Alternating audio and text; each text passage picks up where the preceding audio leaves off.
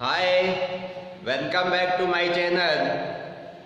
Previous class में हम 9th के चैप्टर 2 का रिवीजन कर रहे थे, जिसमें हमारी 2 क्लास हो चुकी थी। आज हम रिवीजन क्लास 3 स्टार्ट कर रहे हैं। इससे पहले की 2 क्लासेज में हम पढ़ चुके थे पॉलिनोमियल से रिलेटेड कुछ टॉपिक्स, जैसे zeros of polynomial, types of polynomial, remainder theorem. आज हम नेक्स्ट टॉपिक पढ़ेंगे जिसका नाम है splitting the middle term method, कि क्वाड्रेटिक पॉलिनोमियल से हमें splitting the middle term method का यूज करके कैसे जीरोज फाइंड आउट करते हैं, ये आज की क्लास में हम जानेंगे। तो आइए स्टार्ट करते हैं splitting the middle term method.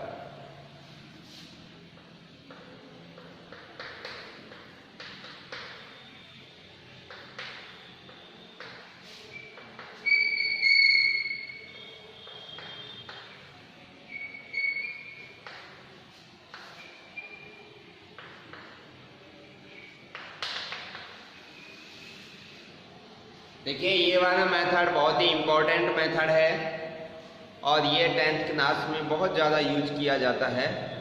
तो कोई भी अगर आपको क्वाड्रेटिक पॉलिनोमियल गिवन है, सपोज दैट वो इस फॉर्म में है ax² plus bx plus c, इस क्वाड्रेटिक पॉलिनोमियल से हमें जीरोज फाइंड आउट करने हैं using splitting the middle term. इस मिडिल टर्म का स्प्लिट करके, ब्रेक करके। तो देखिए कैसे करते हैं इस मेथड का यूज। इसके अंदर ये a है, a is the coefficient of x² and b is the coefficient of x and c is the constant term. इसमें हम क्या करते हैं कि x² का कोफिशिएंट a और कांस्टेंट टर्म c, इन दोनों को मल्टीप्लाई कर देते हैं। क्या हो जाएगा? AC। अब AC के हम ऐसे 2 फैक्टर कंसीडर करते हैं जिनको मल्टीप्लाई करें तो AC आए, और उन्हीं 2 फैक्टर को ऐड या सब्ट्रैक्ट करने पर ये मिडिल टर्म B आ जाए, यानी कि x का कोफिशिएंट B आ जाए यहाँ पर। तो देखिए इसको एक एग्जांपल से समझते हैं। सपोज दैट हमारे पास में एक क्वाड्रेटिक पॉलिनोमियल है x² प्लस का 5x प्लस का 6। ये हमारे पास कोई एक क्वाड्रेटिक पॉलिनोमियल है। तो देखिए इस क्वाड्रेटिक पॉलिनोमियल की अगर मैं इस general form of quadratic polynomial इससे कंपेयर करके देखूं तो a की वैल्यू कितनी है? यहाँ पर a की वैल्यू है 1, क्योंकि x² का कोएफिशिएंट 1 है, और b की वैल्यू है इसमें 5 और c की वैल्यू है 6। तो इसमें a और c यानी कि x² का कोफिशिएंट और कांस्टेंट टर्म को अगर हम मल्टीप्लाई करेंगे तो क्या बनेगा? 1 × 6 आएगा। अब इस 6 के आपको ऐसे 2 फैक्टर कंसीडर करने हैं कि उन 2 फैक्टर को हम मल्टीप्लाई करें तो 6 बन जाए, और उन्हीं 2 फैक्टर को, उन्हीं 2 टुकड़ों को अगर हम ऐड या सब्ट्रैक्ट करें तो ये मिडिल टर्म 5 बन जाए। तो देखिए इस 6 के जो पॉसिबल फैक्टर हो सकते हैं वो क्या क्या हो सकते हैं? वो हो सकते हैं आपके 2 और 3, या हो सकते हैं 3 और 2। अगर आप 2 और 3 को मल्टीप्लाई करो तो भी 6 आएगा, 3 और 2 को मल्टीप्लाई करो तो भी 6 आएगा। इन दोनों को ऐड करें तो 5 बन जाएगा, 3 + 2 या 2 + 3। तो हम इस 5 के स्थान पर 2 + 3 लिख सकते हैं। लिख सकते हैं कि नहीं? तो क्या करेंगे इसको? x² प्लस का 2 प्लस का 3 इंटू x प्लस का 6। अब देखिए ये हमारे पास में हमने जो मिडिल टर्म था 5, उसके क्या कर लिए? फैक्टर कर लिए, मतलब इसको ब्रेक कर दिया। इसलिए इसको splitting the middle term method के नाम से जानते हैं। अब x² इसको x से मल्टीप्लाई करेंगे तो 2x प्लस का 3x प्लस 6। अब इसके हम 2 2 के क्या बना देंगे, पेयर। इन दोनों के हम पेयर बनाएंगे तो यहाँ से कॉमन कितना आएगा x, और इधर क्या बचेगा x प्लस 2। इधर से 3 कॉमन आ जाएगा और x प्लस 2। अब देखेंगे तो हमारे पास में x प्लस 2 कॉमन आ जाएगा और यहाँ बच जाएगा x और इधर बच जाएगा 3। तो ये हमारे इस क्वाड्रेटिक पॉलिनोमियल के दो फैक्टर आ गए। अब यहाँ से जो दोनों जो फैक्टर आए हैं इससे हमें जीरोज निकालने हैं। तो जीरोज निकालने के लिए ये वैल्यू किसके इक्वल होनी चाहिए, 0 के इक्वल, यानी कि इससे हमें एक इक्वेशन क्रिएट करनी है for finding zeros.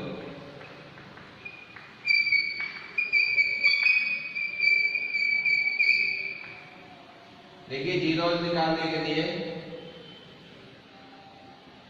x plus 2 और x plus 3 is equal to 0, एक इक्वेशन बना देंगे इससे। अब ये फैक्टर 0 के इक्वल है या ये फैक्टर 0 के इक्वल है, तभी ये इक्वेशन सेटिस्फाई होगी। या तो ये वाला फैक्टर 0 हो जाए x प्लस 2 या ये वाला फैक्टर 0 हो जाए। If x plus 2 is equal to 0 तो यहाँ से x की वैल्यू कितनी आएगी, -2। 2 का हमने क्या कर दिया, ट्रांसपोज। और अगर ये वाला फैक्टर 0 हुआ x plus 3 is equal to 0 then x is equal to -3। तो ये x इज इक्वल टू -2 और x इज इक्वल टू -3, ये 2 जीरोज है इस given factor polynomial x² plus 5x plus 6 के। x is equal to -2 and x is equal to -3 are 2 zeros of quadratic polynomial x² plus 5x plus 6।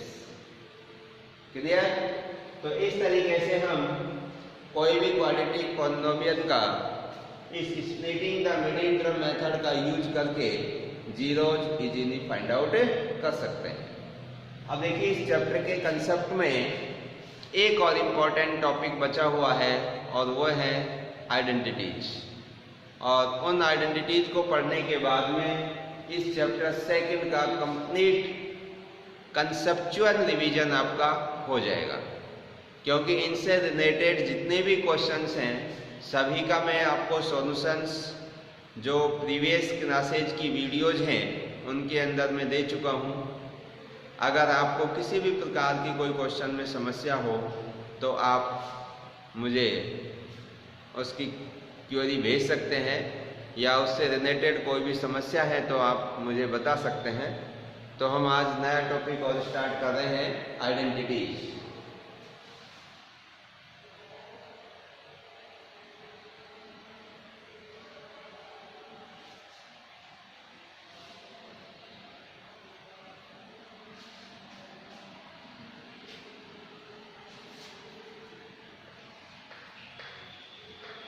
Some important identities.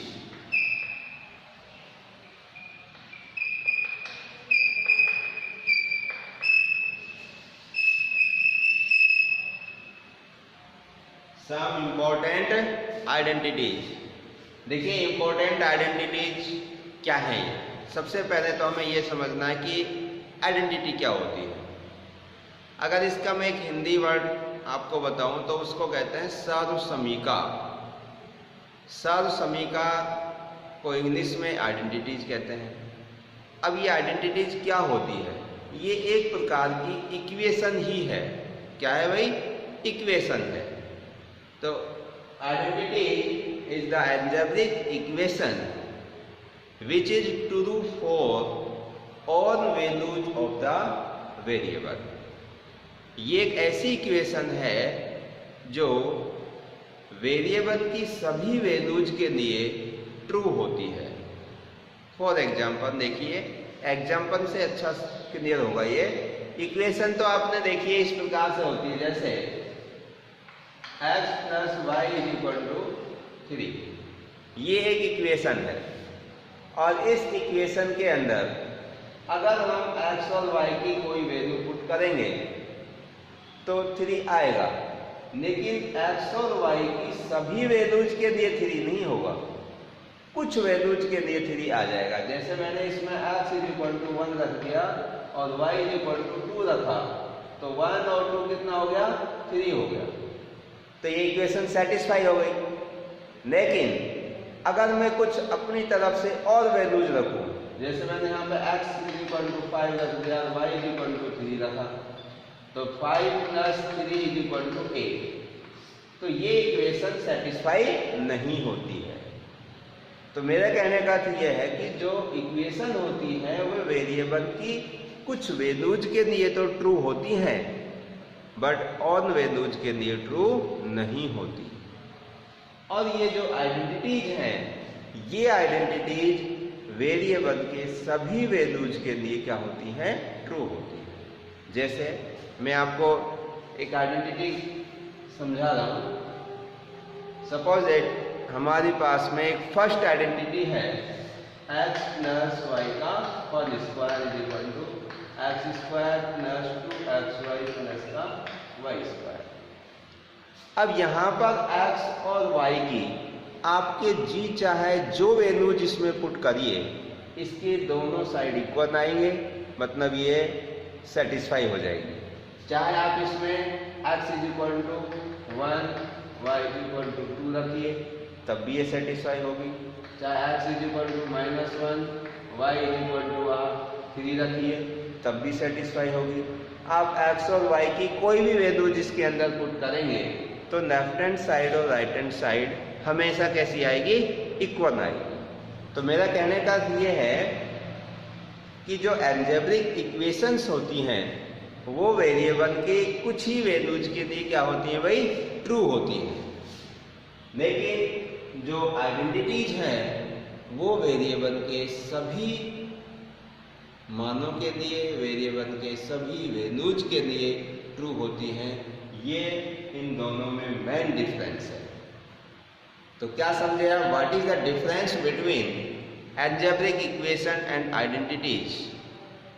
तो identities के अंदर variable के सभी values के लिए true होगी, but algebraic equation है वे वेरिएबल के सम वैल्यूज, कुछ वैल्यूज के लिए ही ट्रू होती है, सभी वैल्यूज के लिए ट्रू नहीं होती है।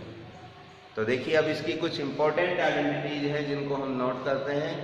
इससे रिलेटेड बहुत सारे ऐसे क्वेश्चंस हैं जो कि आपको जो एक्सरसाइज आएगी उसमें सॉल्व करने को मिले होंगे। देखिए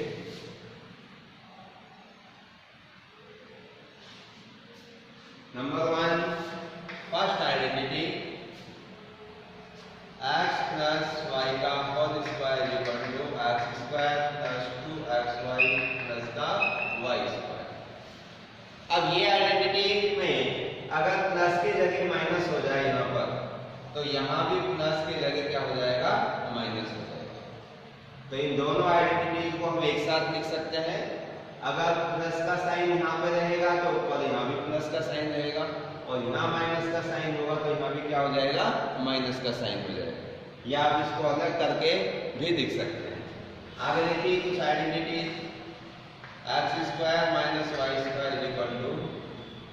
x + का y × x - का y। अगर हमें कहीं भी इस फॉर्म के अंदर कोई भी अलजेब्रिक एक्सप्रेशन लिखा होगा तो इस फॉर्म से ये फॉर्म बना सकते हैं और इस फॉर्म से ये फॉर्म हम बना सकते हैं। नेक्स्ट देखिए x + a और x + b, इसकी वैल्यूज होती है x² + a + b × x + a। Next identity है 4। कुछ मेन आइडेंटिटीज को लिख करके नहीं, फिर आगे ये सारी आइडेंटिटीज मैंने पहले भी आपको लिखवा रखी हैं, आप उस वाले क्लास को देख सकते हैं जहाँ पर ये आइडेंटिटीज मैंने आपको पढ़ाई थी। अभी तो मैं इनको 2-4 आइडेंटिटीज आपके सामने लिख रहा हूँ और इनको फिर समझाऊंगा कैसे इनसे रिलेटेड क्वेश्चन होगा तो आप उसको सॉल्व करेंगे। देखिए जैसे कहीं ऐसे हो x + y का होल क्यूब, तो आप लिखेंगे इसको x³ + y³ + 3xy × x + y। अब इसको और एक फॉर्म और होता है इसका, 3xy को हम इससे अगर मल्टीप्लाई कर दें तो 3x² प्लस 3xy², इसको मल्टीप्लाई करके भी आप इसको लिख सकते हैं एक ही बार। नेक्स्ट है, अगर यहाँ पर प्लस की जगह माइनस हो जाए तो x माइनस वाई का whole cube x³ minus y³ minus 3xy और x माइनस y। तो ये ना आपकी नेक्स्ट आइडेंटिटी है। अब आगे देखिए, 6 है। अगर कोई आइडेंटिटी इस प्रकार से हो, x³ माइनस का y³, तो क्या होती है भाई? ये होगी x प्लस वाई ब्रैकेट में x² माइनस xy प्लस का y²। अगर कोई आइडेंटिटी इस फॉर्म में दे रखी है तो उसको हम ऐसा लिख सकते हैं, x plus y into x² minus xy plus का y²। अगर यहाँ प्लस की जगह माइनस हो जाए तो क्या बन जाएगी? x³ minus y³ is equal to x minus y. यहाँ प्लस की जगह माइनस हो जाएगा और x² प्लस xy प्लस का y²। यहाँ भी माइनस की जगह प्लस हो जाएगा। तो इस प्रकार से और भी आइडेंटिटीज हैं, करीबन आपकी 10-11 आइडेंटिटीज हैं। तो इनके यूजेस से हम कैसे कैसे क्वेश्चन सॉल्व करेंगे, आइए उनको देखते हैं।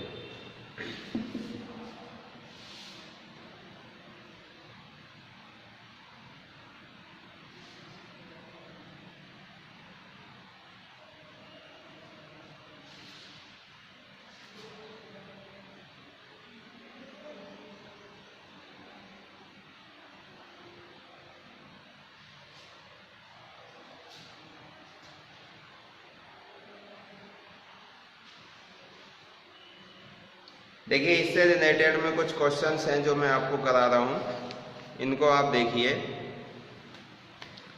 जैसे पहले मैंने आज आपको स्प्लिटिंग द मिडिल टर्म वाला मेथड बताया था, इससे रिलेटेड मैं 1-2 क्वेश्चन दे रहा हूं इसमें। और वो क्वेश्चन है क्वेश्चन नंबर 4 का फर्स्ट पार्ट ले लेते हैं। एक्सरसाइज 2.4 का क्वेश्चन नंबर 4 का first part, 12x² minus 7x plus 1, 12x² minus 7x plus का 1। देखिए भाई इसमें, तो इस वाले क्वेश्चन के अंदर स्प्लिटिंग द मिडिल टर्म अगर मेथड का हम यूज करना चाहें तो मैंने बताया था x² का कोफिशिएंट कितना है 12 और कांस्टेंट टर्म कितना है 1। इन दोनों को मल्टीप्लाई करेंगे तो 12 into 1 करेंगे, कितना बनेगा 12। अब इस 12 के ऐसे आप 2 फैक्टर कंसीडर करिए कि उनको मल्टीप्लाई करें तो 12 बन जाए और ऐड और या सब्ट्रैक्ट करने पर -7 हो। तो बताइए वो 2 फैक्टर क्या होंगे? तो इस 12 के 2 फैक्टर बन जाएंगे आपके, एक तो -4 और एक -3, क्योंकि -4 और -3 को मल्टीप्लाई करेंगे तो प्लस का 12 हो जाएगा और -4 और -3 को ऐड करेंगे तो -7 बन जाएगा। तो देखिए, वैसे तो 12 के और कौन कौन से फैक्टर हो सकते हैं? बट 12 into 1 हो सकता है, 12 into 1 करेंगे तो ये -7 नहीं आएगा। 2 into 6 हो सकता है, 6 में से 2 माइनस करें ऐड करें तो -7 नहीं आएगा। तो फिर लास्ट ऑप्शन हमारे पास यही बचता है, 4 into 3 का भी होता है या 3 into 4 का भी। लेकिन अगर हम प्लस का रखेंगे तो 4 और 3 को ऐड करेंगे तो प्लस का 7 बनेगा, जबकि यहाँ पे किसका है? माइनस का है। तो इसीलिए हमारा जो राइट फैक्टर होंगे वो कौन से होंगे? -4 -3 होंगे। क्लियर है? अब ये दोनों हम मिडिल टर्म के स्थान पर रख देंगे तो 12x² माइनस का, यहाँ पे देखो माइनस का 4x और माइनस का 3x प्लस का 1। -4 और -3 दोनों को इस x से मल्टीप्लाई कर दिया, वेरिएबल x से x लगा दो। देखो जैसे आपको ये 2 फैक्टर आए, -4 और -3। अब -4 और -3 थे, इसमें वेरिएबल आपका x आ रहा है तो यहाँ भी x लगा लें, यहाँ भी x लगा लें। और ये दोनों -4x और -3x इस -7x के स्थान पर लिखे जा सकते हैं। अब यहाँ से 2 के हम पेयर बना देंगे, तो पेयर बनाएंगे तो क्या कॉमन आएगा, यहाँ से आ जाएगा आपके पास में 4x, तो यहाँ पे 4 3 जा 12 -1, इधर से -1 कॉमन आ जाएगा, क्योंकि दोनों में कोई भी कॉमन नजर नहीं आ रहा तो हम -1 लेते हैं, क्योंकि यहाँ पे शुरू में माइनस का साइन है, तो 3x -1। अब क्या कॉमन आएगा, 3x -1 कॉमन आ गया, यहाँ बच जाएगा 4x -1। अब ये जो दो फैक्टर आए हैं इनसे जीरोस निकालने के लिए इसकी क्या बनाएंगे हम इक्वेशन, और इक्वल में क्या कर देंगे जीरोस, तो for finding zeros, for finding zeros, ये इक्वल में किसके हो गया 0 के, 3x -1 और 4x -1 इज इक्वल टू 0। अब यहाँ से अगर ये 0 के इक्वल हुआ तो इससे x की वैल्यू कितनी आएगी, अगर 3x -1 किसके इक्वल हुआ भाई 0 के, 3x -1 equal to 0, then x is equal to -1 का ट्रांसपोज कर देंगे 1 और अपॉन 3 से क्या कर देंगे डिवाइड। ऐसे अगर ये 0 हुआ 4x -1 इक्वल टू 0 करेंगे तो -1 का ट्रांसपोज करेंगे +1 हो जाएगा, तो x इज इक्वल टू 1/4। तो ये दो हमारे पास में इसके 0 हो जाएंगे। तो ऐसे ही और भी कोई क्वेश्चन होंगे तो उनको भी हम सॉल्व कर सकते हैं। अब देखिए इसी का एक क्वेश्चन नंबर 5 है फैक्टराइज का, देखिए ये भी इंपॉर्टेंट क्वेश्चन है।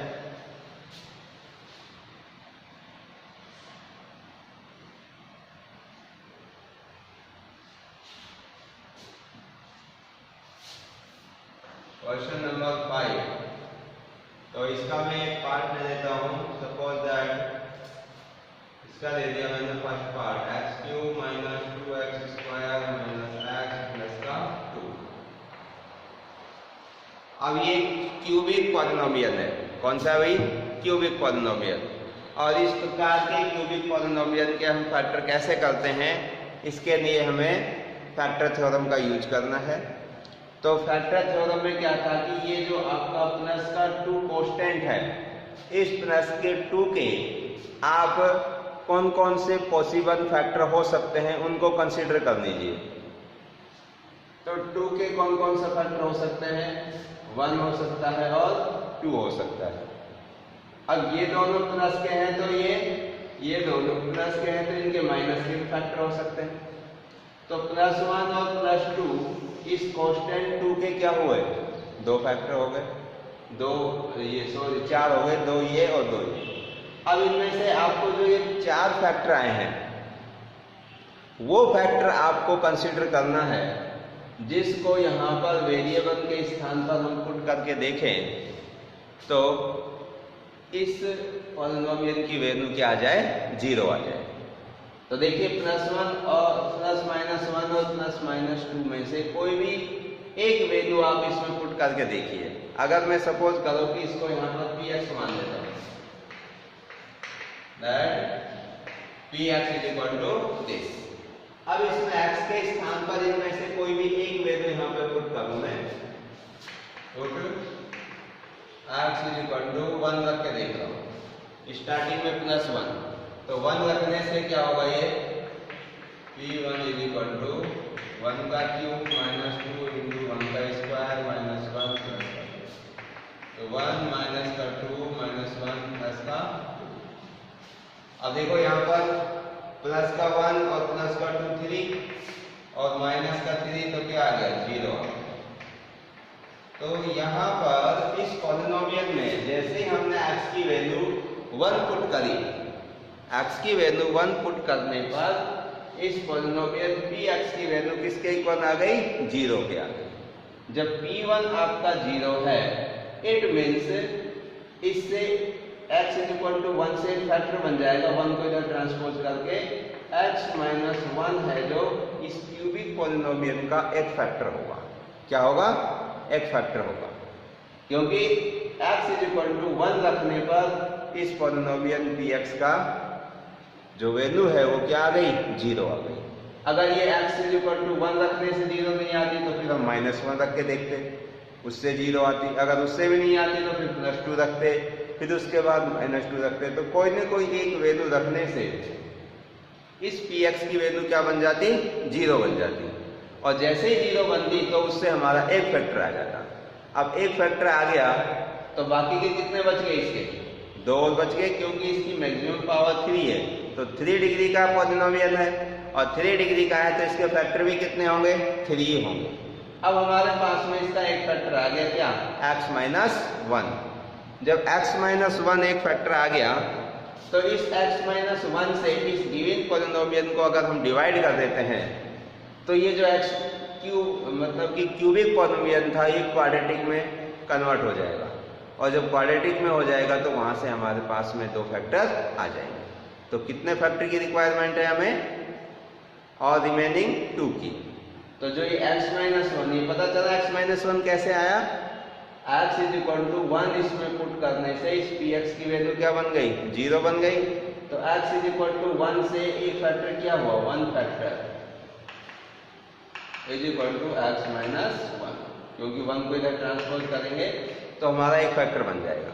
अब इस x-1 से मैं इसको क्या कर देता हूँ, डिवाइड कर देता हूँ। देखिए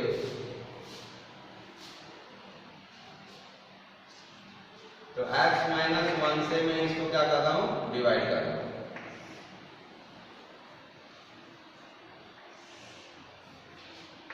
x³ - 2x² - x का 2।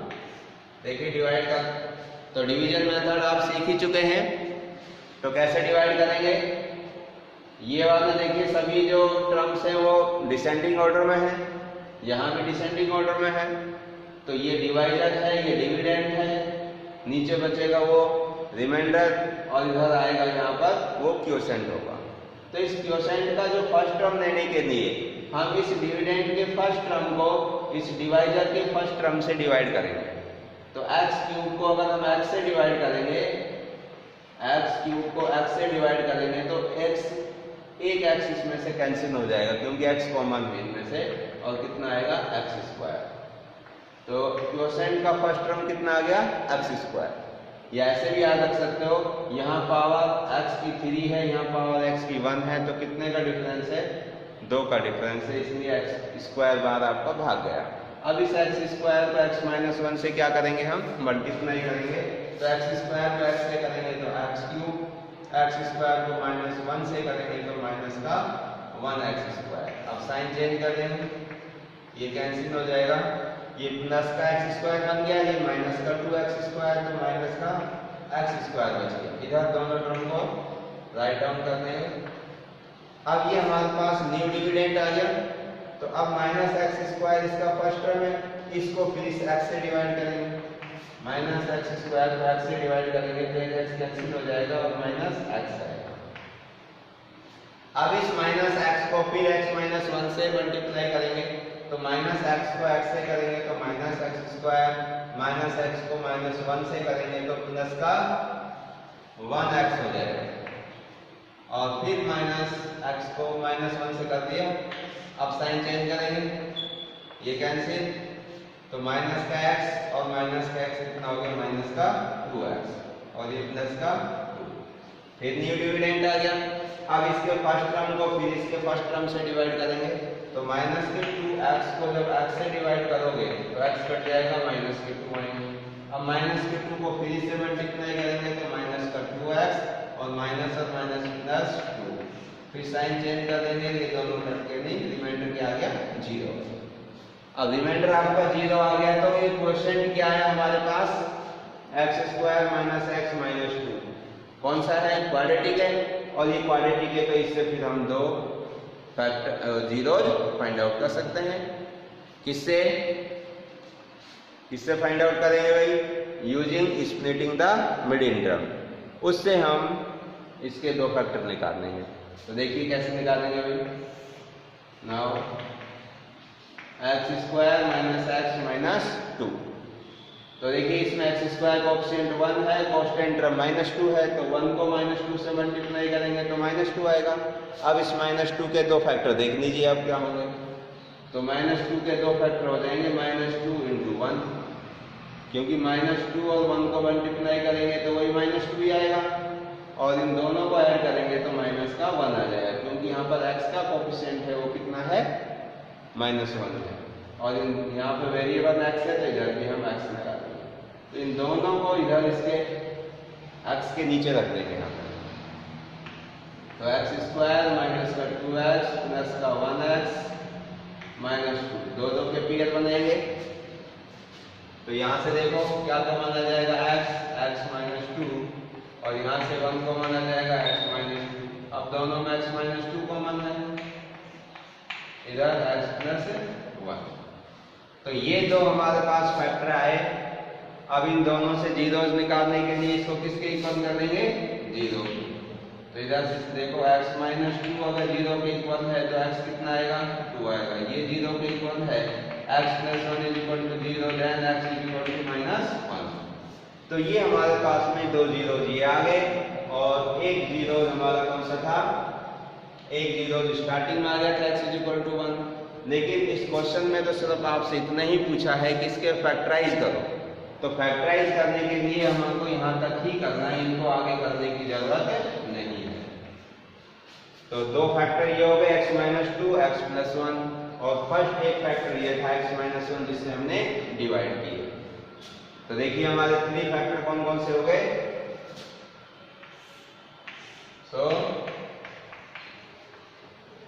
3 फैक्टर आर क्या क्या हो गए px के, जो 3 फैक्टर हैं, एक तो x -1, इधर एक x -2 और एक x + 1। तो ये हमारे 3 फैक्टर हो गए। तो इस तरीके से हम अगर कोई क्यूबिक पॉलिनोमियल भी दे रखा हो तो उसका इस फैक्टर थ्योरम का यूज करते हुए हम फैक्टर निकाल सकते हैं। अब देखिए आइडेंटिटी से रिलेटेड क्वेश्चंस देखिए।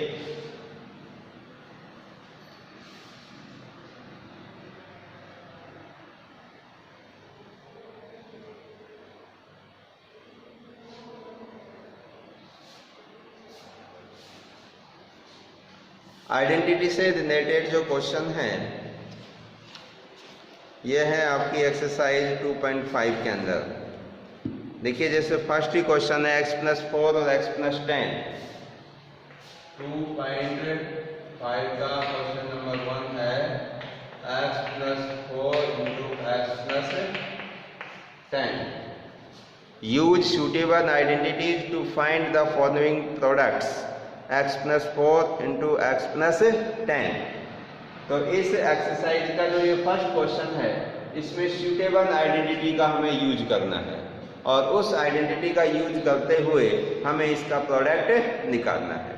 तो देखिए अब इसमें आपको ये पहचान करनी होगी कि इसमें कौन सी आइडेंटिटी यूज हो रही है।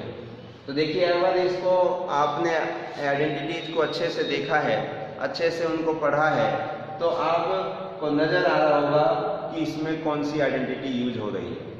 तो कौन सी है,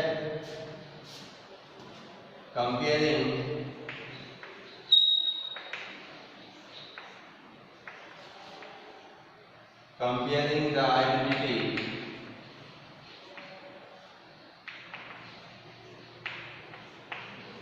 x + a into x + b is equal to x² + a + b into x + a। Comparing identity, इस आइडेंटिटी से अगर हम इसका कंपेयर करके देखें तो देखिए इसमें a के स्थान पर कितना है, a के स्थान पर है 4, x के स्थान पर तो x ही है, और इधर b के स्थान पर कितना है 10। तो b के स्थान पर 10 है और a के स्थान पर 4 है, तो वो इसके अंदर रखेंगे तो वैल्यू आ जाएगी हमारी। तो x + 4 × x + 10 is equal to x² + a के स्थान पर कितना रखोगे, a के स्थान पर 4 है, यहाँ पर लिख दो चाहो तो a = 4 and b = 10। तो ये इसमें रखेंगे तो भाई 4 + 10 × x + 4 × 10।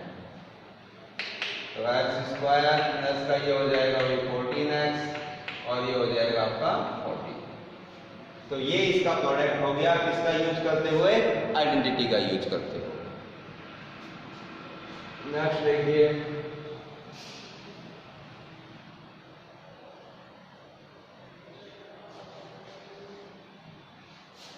नेक्स्ट इसी प्रकार से इसमें फर्स्ट के और भी काफ़ी सारे क्वेश्चंस हैं जिनमें हमें आइडेंटिटी का यूज करना है। तो आज जो इस क्लास के अंदर जितना भी मैंने आपको मटेरियल यहाँ पर रिवाइज कराया है, इसको घर पे अगेन आप प्रैक्टिस करिए और question number first, second, third और फोर्थ, इन चारों क्वेश्चनों को आप प्रैक्टिस करिए। नहीं तो कल की जो क्लास होगी, नेक्स्ट क्लास के अंदर मैं इनको आपको अगेन सॉल्व कराऊंगा। तो आज की क्लास में बस इतना ही।